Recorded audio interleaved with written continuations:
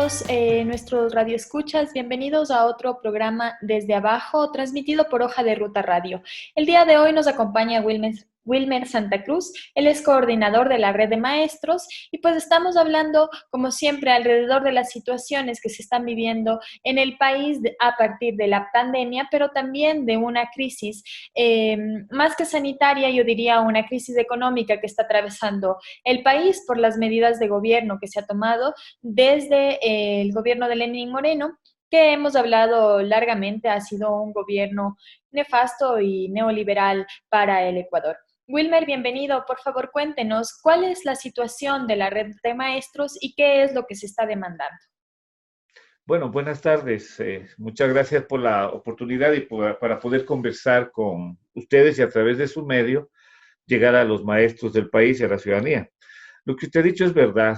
Nosotros venimos de 3 años de desgobierno, 3 años de traición, porque no hay que olvidar de que traicionó un plan de gobierno que nosotros escogimos. El pueblo escogió un plan de gobierno, votó por ese plan de gobierno y en estos 3 años lo que hemos tenido es traición. Dentro de ese plan de gobierno estaba toda la política pública que tiene que ver con educación, mejorar la educación, inversión en educación, en infraestructura, en capacitación, en profesionalización, en maestrías gratuitas y así como también el alza salarial. Pero permítame decirle de que no es solamente una crisis económica lo que tenemos. Este desgobierno prácticamente ha caído tan bajo, ¿no? Por eso la credibilidad, que dudo mucho que sea el 8%, yo creo que es menos del 5%, al igual que la Asamblea, que está con un 2%. O sea, imagínense, ciudadanos, un gobierno con menos del 5% de credibilidad y una Asamblea con menos del 2%, y son ellos quienes están tomando decisiones sobre el futuro de nuestras familias, sobre el futuro de los ecuatorianos. Pero refiriéndome al tema, lo que le estaba comentando, ¿existe una crisis económica? Sí, por un pésimo manejo económico, de la política económica de este gobierno, que vino desde hace los 3 años atrás. No nos olvidemos que los datos del Banco Central, del mismo Fondo Monetario Internacional, la economía del país estaba creciendo en un 2.9%, en crecimiento. Mira ahora en lo que nos encontramos. Y no es que podemos culpar a la pandemia, no, el pésimo manejo económico del que venía desarrollando este gobierno. Estamos en una crisis social. ¿Por qué existe una crisis social? Por falta de políticas públicas, porque desmantelaron salud, desmantelaron educación y por los miles de despidos de funcionarios públicos y de trabajadores que están votando prácticamente a la calle. Entonces, estamos en una crisis social también. Estamos en una crisis sanitaria por el desmantelamiento de este gobierno de salud, porque recortó presupuesto, porque despidió médicos, porque eliminó ese convenio con especialistas cubanos, porque no se ha dotado de materiales a los que están en primera línea, nuestros médicos, nuestros doctores, no se les ha dotado de todas las seguridades, y porque existe en las manos de este gobierno miles de fallecidos, miles de ecuatorianos fallecidos. Estamos en una crisis ética. ¿Por qué estamos en una crisis ética? Porque por donde nosotros ponemos el dedo, sale pus. La corrupción descarada que estamos viendo. Cómo negociaron, se repartieron hospitales. Cómo negociaron con los cadáveres, con las familias, con el dolor de la gente. Y lo que vemos es puro show, ¿no? Inclusive transmitido por un canal de televisión.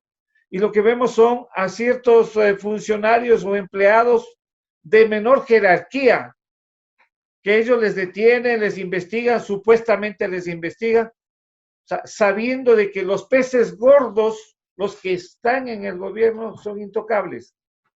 Esa es la cruda realidad que estamos viviendo y, por ende, también en lo que corresponde a nosotros, la crisis educativa, porque ha existido recorte presupuestario para educación.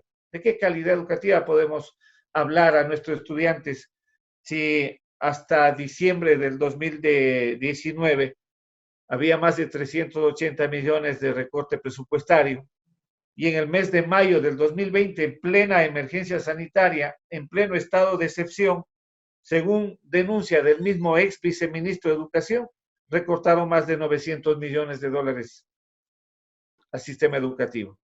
Entonces, ¿de qué estamos hablando? ¿De qué calidad educativa estamos hablando? Wilmer, ¿qué implicaciones tiene el recorte presupuestario a nivel de educación pública? Estamos hablando de la educación básica y la educación de bachillerato. ¿Qué implicaciones estaría mermando, digamos, en nuestro país este recorte presupuestario? Es terrible. Nosotros definimos como un acto criminal, porque de ello depende el presente y el futuro de nuestros niños, de nuestros jóvenes, de nuestros hijos, la educación y la formación. Y eso también no nos olvidemos el recorte presupuestario de educación superior, que es a donde culminan nuestros niños, nuestros jóvenes después de la educación general, que no tienen opciones ni oportunidades. Pero nosotros mencionamos que es criminal porque un recorte presupuestario del Viceministerio de Gestión Educativa, cero construcciones escolares, absolutamente, cero construcciones escolares, cero mantenimiento, nada de mantenimiento a las instituciones educativas, aseo y limpieza, nada, uniformes, textos, desayuno escolar. Ese recorte presupuestario afecta a la gestión educativa, pero vamos también por el otro lado, porque para garantizar calidad educativa necesitamos políticas públicas de inversión, tanto en lo que es infraestructura, en materiales didácticos, en adecuación, en repotenciación de instituciones educativas, lo que nosotros veníamos recibiendo con el gobierno anterior, ¿no? Y a su vez, para complementar eso, viene la profesionalización, la capacitación y la formación de los docentes. Capacitación que no existe, profesionalización que no existe, maestrías gratuitas que no existe. Y eso, todo eso afecta al recorte, este recorte presupuestario. Mire, si nosotros en los 10 años anteriores, con el gobierno anterior, por un lado con inversión en las instituciones, acá la única obra que han hecho es reabrir escuelas unidocentes, en donde un docente tiene que trabajar con 45 niños, con 50 niños, en una sola aula, en un solo espacio, en un solo galpón, como sabemos decir, ya, y dar todas las materias y todos los años. Yo tengo 30 años de servicio y he trabajado durante mi vida profesional, como los gobiernos anteriores en el pasado tenían abandonada la educación, trabajé en escuelas unidocentes. No se puede garantizar calidad educativa, absolutamente. El hecho de reabrir escuelas unidocentes, se les está privando el derecho a nuestros estudiantes de recibir una educación de calidad, en donde el estudiante tenga un solo maestro, una sola aula, tenga acceso a laboratorios de computación, laboratorios de química, física, biología, en donde tenga acceso a recibir educación de docentes en las áreas especiales de música, cultura física, inglés. Esa es la diferencia cuando existe recorte presupuestario, cuando un gobierno trabaja en beneficio social de las grandes mayorías, existe inversión. Eso lo tuvimos en el gobierno anterior y a mucha gente tal vez le pueda disgustar, pero esa es la verdad. Esa es la verdad. Educación tuvo un avance muy significativo en el gobierno anterior. ¿Y ahora qué tenemos? Un retroceso absolutamente negativo y nefasto para la educación de nuestros niños, nuestros jóvenes. A más de eso, ¿qué es lo que tengo que denunciar? Si nos recorta el presupuesto, si ya no hay para infraestructura, para laboratorios, para inversión en educación, si no existe tampoco presupuesto para capacitar maestrías gratuitas, profesionalizar docentes, ahora también nos descuentan a los maestros de ese sueldo humilde. Por Dios, los maestros no ganamos miles de dólares. El maestro tiene un sueldo humilde de $817. De ahí descontemos el seguro, $93. De lo que queda, de lo que resta, descontemos el 8.33%, que tiene que ver alrededor de $65 a $68. De lo que queda de ese poquito, porque a nosotros nos disgusta, que a nosotros nos descuenten y nos pasen la factura de ese pésimo manejo económico del gobierno y de ese pésimo manejo de la pandemia y la emergencia sanitaria, y seamos nosotros, los maestros, que tengamos que pagar esa factura. Mientras los grandes empresarios, los grandes banqueros, los grandes inversionistas, ¿cuál es el aporte? Al contrario, ellos tienen múltiples ganancias mientras al ciudadano común y a los maestros con ese sueldo humilde nos descuentan. Y aparte de ese descuento que tenemos, o sea, para desgracia del Magisterio Nacional por este pésimo manejo de este desgobierno, aparte de ese descuento, los maestros tenemos que pagar el internet, tenemos que hacer recargas, tenemos que adquirir megas, tenemos que adquirir planes de teléfono para poder trabajar con nuestros niños y nuestros jóvenes en esta nueva modalidad de teletrabajo, por la responsabilidad. Y para colmo, para completar todo este maltrato y lo que está haciendo este gobierno neoliberal de los que gobierna para los grandes grupos económicos, lo que nos está haciendo hacia salud, que cuestan miles de vidas de hermanos ecuatorianos, a nosotros para completar el ataque al magisterio, les pagan cuando les da la regalada gana. Disculpe la expresión, pero es la indignación. Cada 20 de cada mes nos están pagando. Ahora, ¿cuánto llevamos? Creo que 13 o 14 de agosto, ¿no? Y nos están debiendo del mes de julio. O sea, descontados, nos pagan con atraso. Pero ¿qué sucede cuando existe un atraso de 20 días? Los maestros tenemos que pagar arriendos, tenemos que alimentar a nuestras familias, tenemos que comprar medicina. El maestro, en su desesperación, ya está cayendo como fueron en gobiernos anteriores, que va a la despensa, va a la tienda, va al pequeño negocio, por favor, présteme un poquito de arroz, de azúcar que tengo que alimentar a nuestras familias, ya mismo nos han de pagar. O sea, de esa manera están humillando a quienes estamos formando y en nuestras manos tenemos el presente y el futuro de nuestros niños, nuestros jóvenes. De esa manera está tratando el gobierno y de esa manera afecta todo lo que es una política que va en contra de las grandes mayorías y que va en contra de la educación y en la formación de nuestros niños y jóvenes. Sí, lo que usted ha dicho, Wilmer, efectivamente tiene muchísimo que ver respecto a la política pública que ha llevado Lenín Moreno desde sus inicios, ¿no? En un principio, recordemos que Milton Luna estuvo a cargo del Ministerio de Educación y tenía un discurso de la reapertura de las escuelas unidocentes y el cierre de las escuelas del milenio que teníamos en ese tiempo, predicando, digamos, que van a cuidar de los niños en las parroquias para que los niños no caminen. No había un pensamiento de decir, vamos a ponerles transporte público, un transporte escolar que permita que todos los niños pues se dirijan a sus escuelas del milenio, ¿no? Entonces, todo esto ha ido mermando las brechas que nosotros tenemos, las escalas sociales que tenemos para seguir manteniendo la pobreza a la población ecuatoriana. Recordemos que la educación es el sentido de salir de la pobreza, de poder subir de las brechas sociales, de las brechas salariales, que los que no tienen pues se vayan formando, vayan profesionalizándose. Esa es la idea de la educación. Pero ahora lo que estamos viviendo con esta nueva ministra, con Montserrat Cremer, que además dice que va a abrir, ¿no?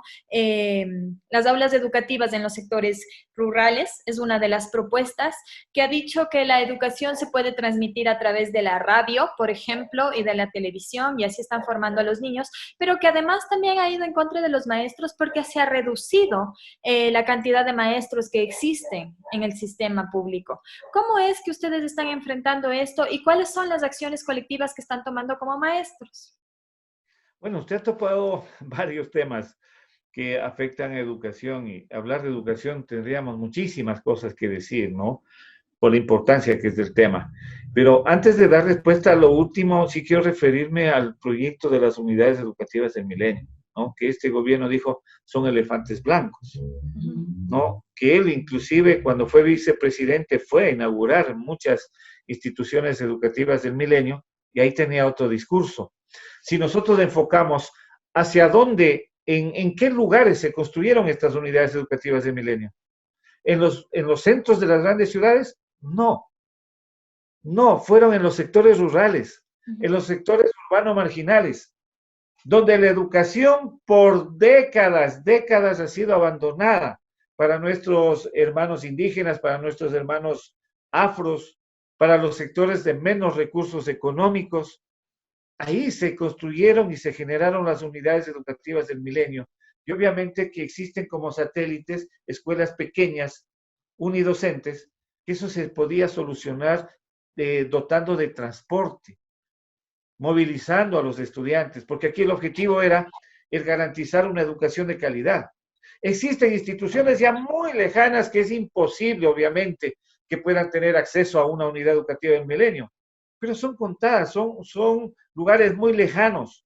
Pero lo que se debió es solucionar y repotenciar las unidades educativas del milenio, pensando en el hijo del campesino, del agricultor, del hijo del afro, del negro, del comerciante.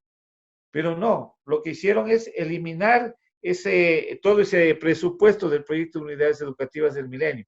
Y una unidad educativa del milenio, no sé si usted las conozca, ¿no? Están dotados de infraestructura de primera línea, más laboratorios de física, química, biología, computación, informática, inglés, pizarras electrónicas, o sea, con la tecnología de punta que existen únicamente en las grandes instituciones privadas de las grandes ciudades.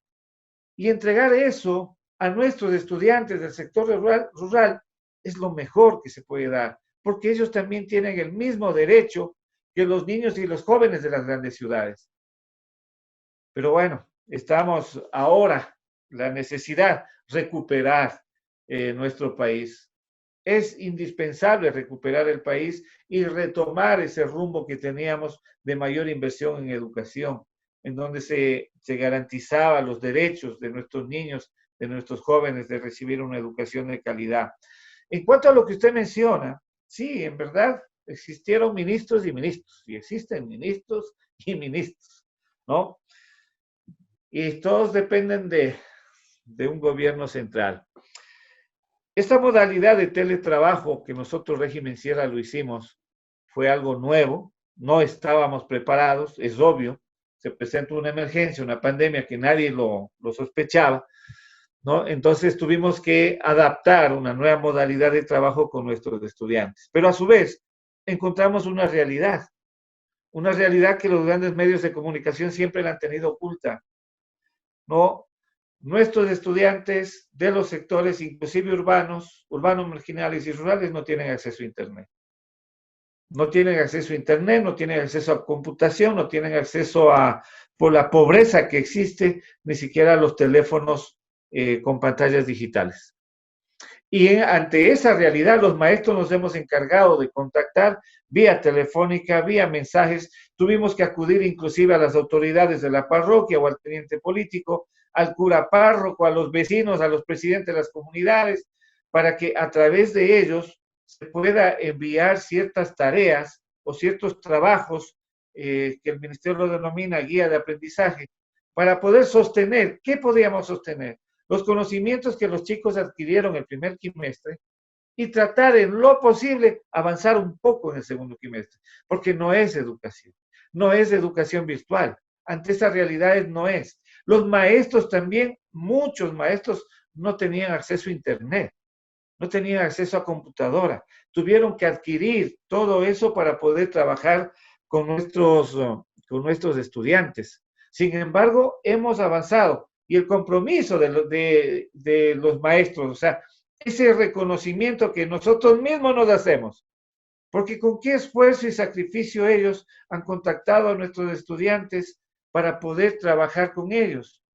Qué difícil, porque el docente, la responsabilidad de garantizar la calidad educativa de un proceso de enseñanza-aprendizaje, la responsabilidad del docente es en el aula, en el contacto directo con el estudiante. Pero a raíz de esta pandemia, la responsabilidad tuvimos que trasladarle al padre de familia. Y en su mayoría de los casos no saben leer y escribir. Y ha sido dificultad tras dificultad que nosotros hemos ido superando, porque esa es la realidad. Quienes tienen Internet, quienes tienen los papitos que son de pronto formados profesionalmente, no son en la misma cantidad de los estudiantes. La gran mayoría está en los sectores urbanos marginales y también sectores rurales. Y en los sectores urbanos encontramos a nuestros estudiantes que el papá y la mamá han sido despedidos porque han sido funcionarios públicos también. Y no podían hacer el acompañamiento, no podían hacerlo porque estaban desesperados tratando de buscar en qué trabajar o en qué negocio emprender para dar de comer a sus estudiantes. Muy complejo, muy complejo. Y en plena pandemia, en plena emergencia, el régimen Costa no terminaba, estaba por el mes de mayo, el 1 de mayo, Día del Trabajador. ¿Qué hace el ministerio? Desvincula más de 1.600 docentes. Y estamos a la espera porque siguen despidiendo docentes de contrato y existe una incertidumbre de qué va a pasar con los nombramientos provisionales. Existe una inestabilidad bárbara en todas las maestras y maestros del país. Ahora, les voy a dar un dato.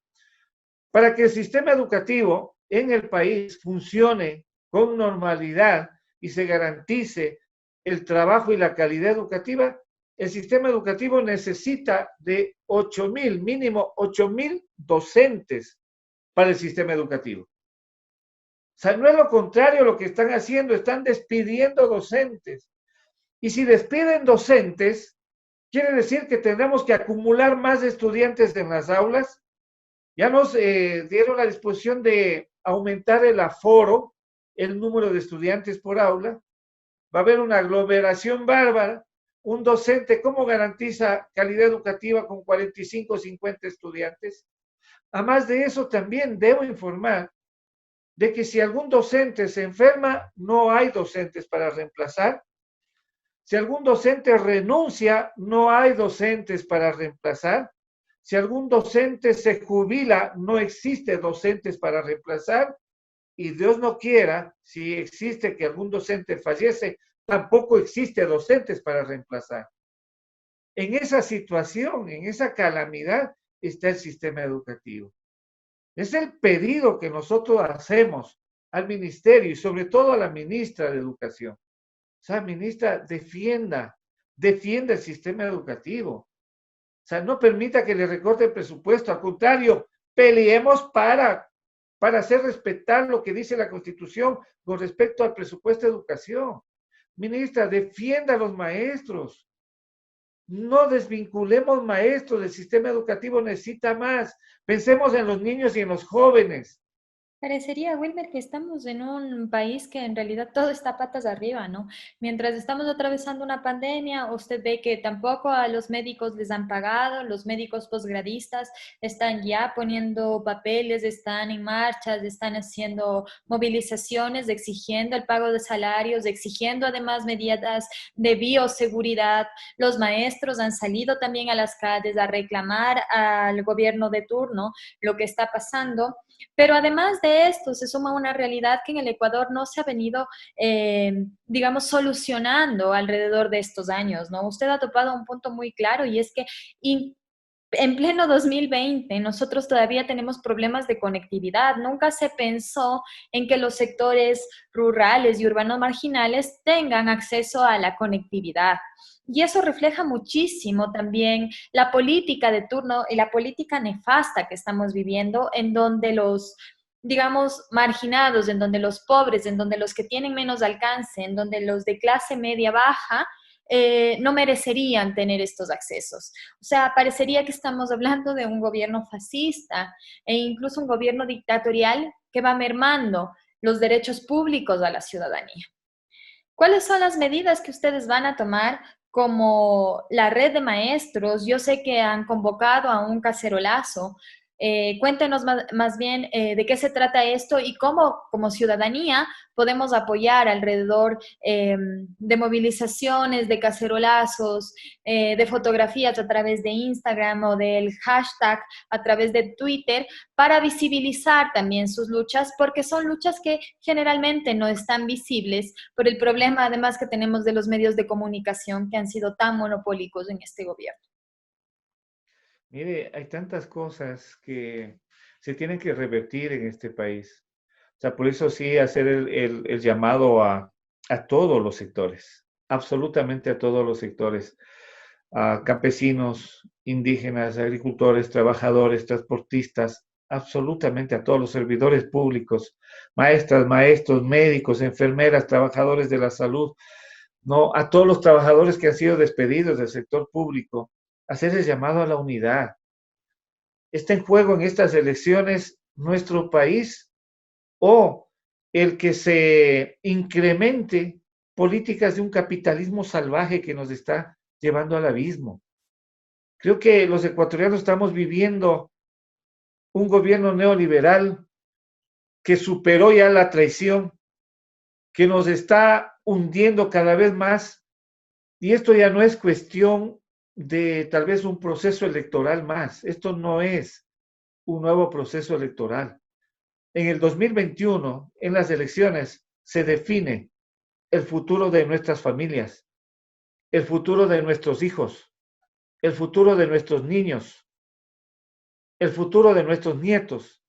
Es necesario la unidad, que no nos distancien los colores, sino pensemos en un objetivo de país, de recuperar nuestro país, porque estamos yendo al abismo. Y los maestros hacemos ese llamado clamoroso a todos los ecuatorianos. Es el momento de unirnos, pensar en el país y pensar sobre todo en el futuro. Pensemos qué va a pasar después de las elecciones del 2021. Allá nos proyectemos.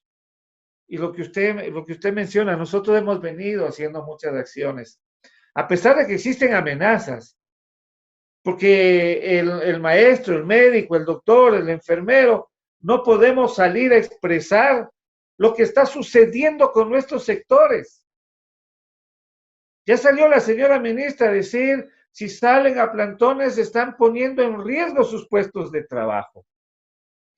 O sea, por defender educación, por defender tal vez lo que el ministerio no defiende, tal vez lo que usted, señora ministra, no defiende, lo que está pasando con nuestros niños y jóvenes, con nuestros padres de familia, de una política neoliberal que despide a nuestros padres de familia y botan a la calle, y sentimos el dolor con nuestros estudiantes, de cómo se mueren de hambre miles de familias en el país.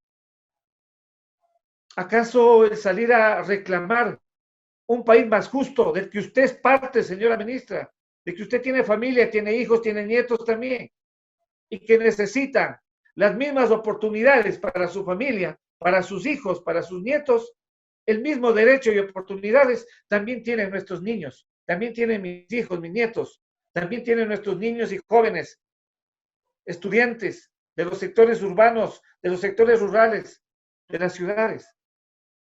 Y nosotros no nos van a callar, no nos van a callar porque siempre defenderemos la verdad y la razón, y siempre defenderemos los derechos.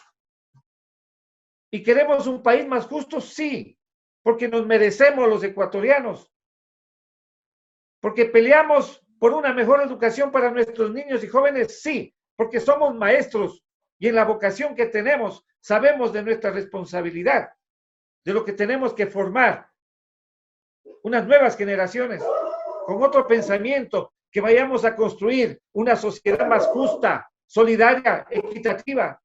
Esa es la función de la educación y los maestros.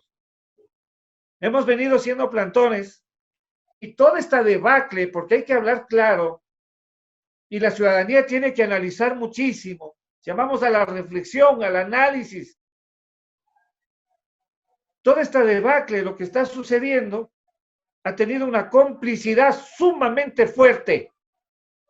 Y yo diría de que son los máximos responsables de una inmovilización social, de un engaño al pueblo ecuatoriano, y ellos son los grandes medios de comunicación, que han solapado y son cómplices de lo que está haciendo este gobierno, de esa política nefasta, son cómplices de que no se destapa la verdadera corrupción. Ahora sí estamos viendo la verdadera corrupción en las narices del pueblo ecuatoriano. Y sin embargo, la prensa arma ciertos shows o simplemente miran a otro lado. Los grandes medios de comunicación son los principales responsables y son cómplices de toda esta debacle que está atravesando el pueblo ecuatoriano. Como siempre. Y nosotros vamos a seguir en la lucha. Tenemos planificado un cacerolazo cohetazo también. ¿no? Se han hecho plantones en distintos sectores del país. El magisterio está indignado absolutamente en todo el país. Absolutamente. Y para la próxima semana vamos a dar una rueda de prensa. Obviamente les hemos de hacer llegar la invitación para que nos acompañen, en donde daremos a conocer las actividades que vamos a realizar en rechazo a lo que está sucediendo. Ha existido muchos compañeros en territorio que han decidido esta semana, vamos adelantando, motivando el cacerolazo, el cohetazo. Me decían, ¿qué es el cohetazo? Son maneras de cómo expresar el dolor que sienten los maestros y la indignación, el dolor y la indignación. A más de sacar nuestras ollas y a golpear en las veredas de nuestras casas diciendo no nos pagan, no tenemos dinero para alimentar a nuestros hijos y tampoco ya tenemos dinero para pagar el internet. ¿Cómo quiere, señora ministra, que trabajemos si no tenemos dinero para pagar el internet? Porque yo, como todos los maestros, tenemos que decidir o pago el internet y los planes telefónicos o compro arroz o alimento para mis hijos o compro también medicina para mis familiares que están contagiados. Esa decisión es la que tenemos que tomar, mientras ustedes, autoridades, miran a otro lado. Y unimos el dolor, la indignación a través del cacerolazo, pero también a través del cohetazo, algo similar como es el 31 de diciembre, ¿no? Cuando elevamos voladores, cohetes, ¿no? En señal de la desesperación, la indignación y de la rebeldía que como maestros demostramos por todo este atropello que estamos viviendo por este gobierno. Mire, la unidad es indispensable, ¿no? Y tenemos la unidad por la esperanza. Que a mucha gente ya le está preocupando la unidad por la esperanza.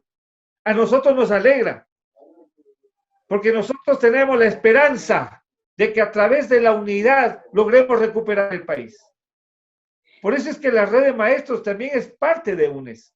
Sí, esperemos también. Vamos a aportar justamente a esta unidad que necesitamos. Esperemos que alrededor también de la UNES se pueda, digamos, aunar las izquierdas. Usted sabe que las izquierdas siempre han tenido estas diferencias y en lugar de aunarse, de unirse, de hacer un solo bloque, pues comienzan a dividirse y a buscar. Creo que eso ha sido una de las falencias de la izquierda, ¿no? De dividirse y después pues dividen también los votos de los ciudadanos. Entonces también estamos haciendo un llamado a que se una la izquierda, que se una en un solo bloque para que podamos tener un representante político que pueda hacer o que pueda dar la cara a lo que estamos viviendo en estos tiempos en el país, que realmente es indignante saber que en tiempos pandémicos el gobierno se ha centrado en, digamos, en atracar los bienes públicos, en atracar también el presupuesto público, y no hay que decirlo de otra forma porque han robado largamente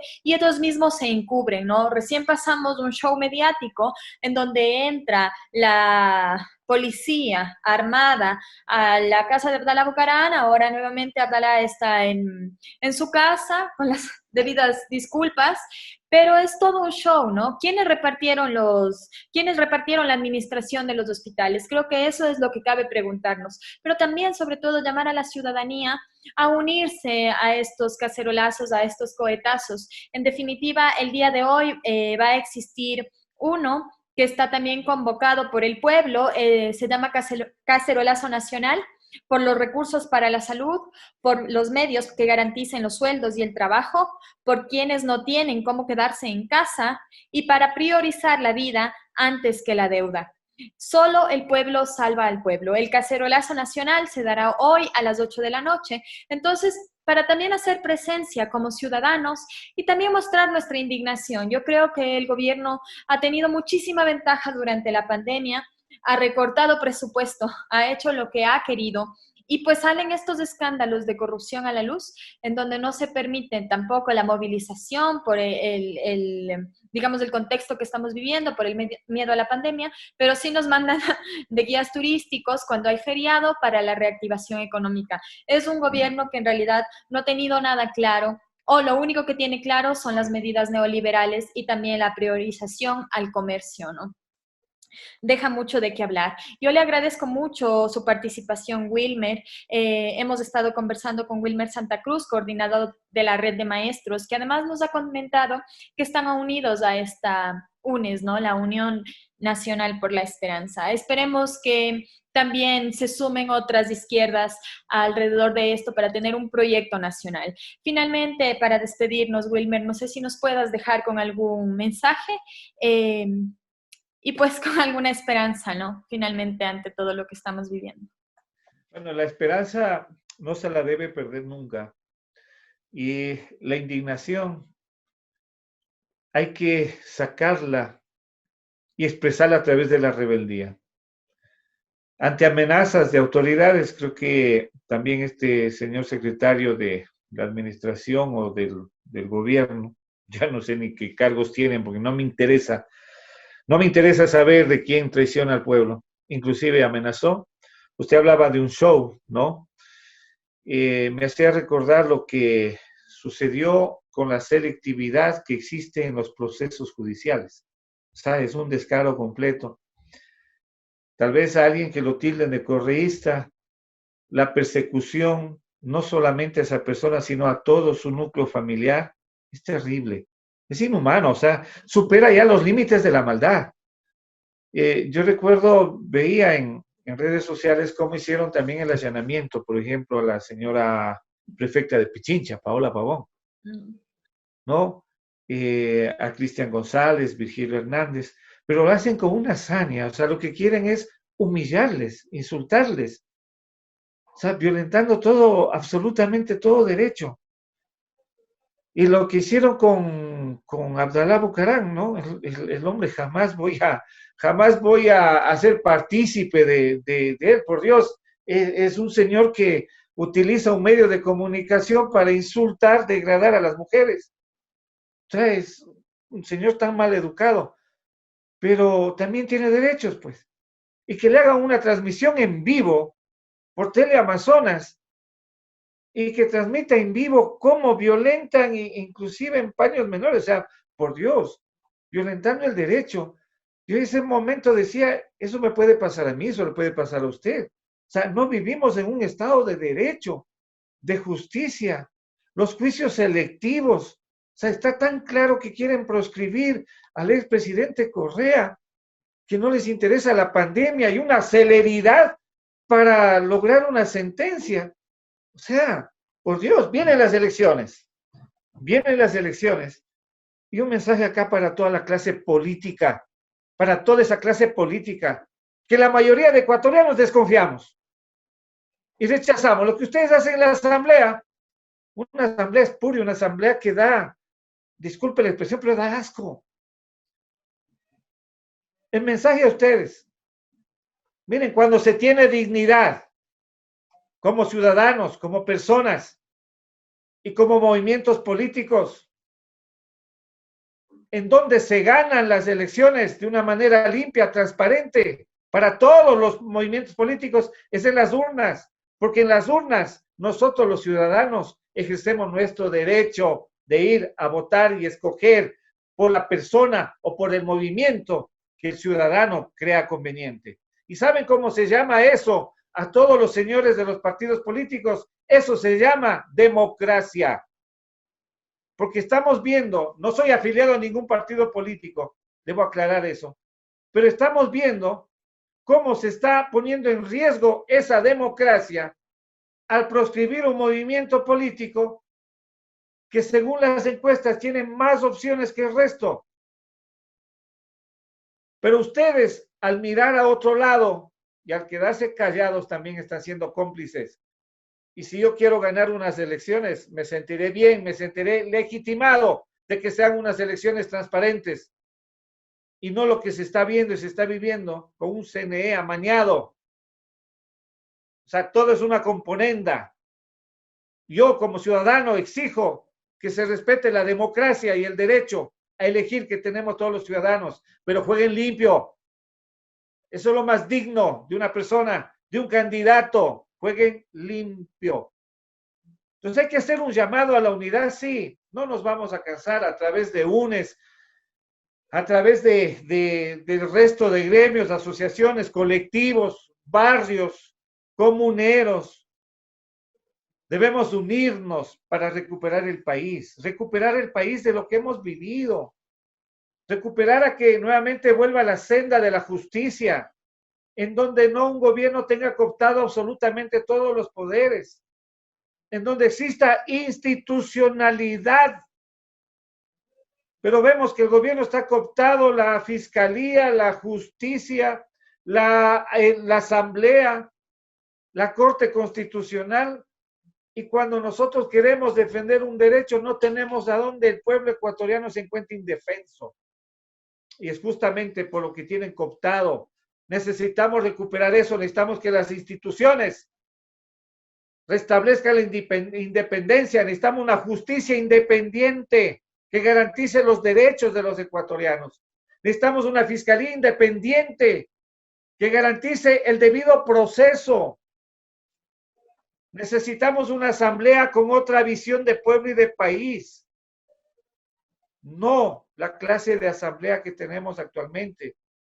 Se tienen que revertir todas estas medidas económicas. Necesitamos más inversión a salud, más inversión en educación.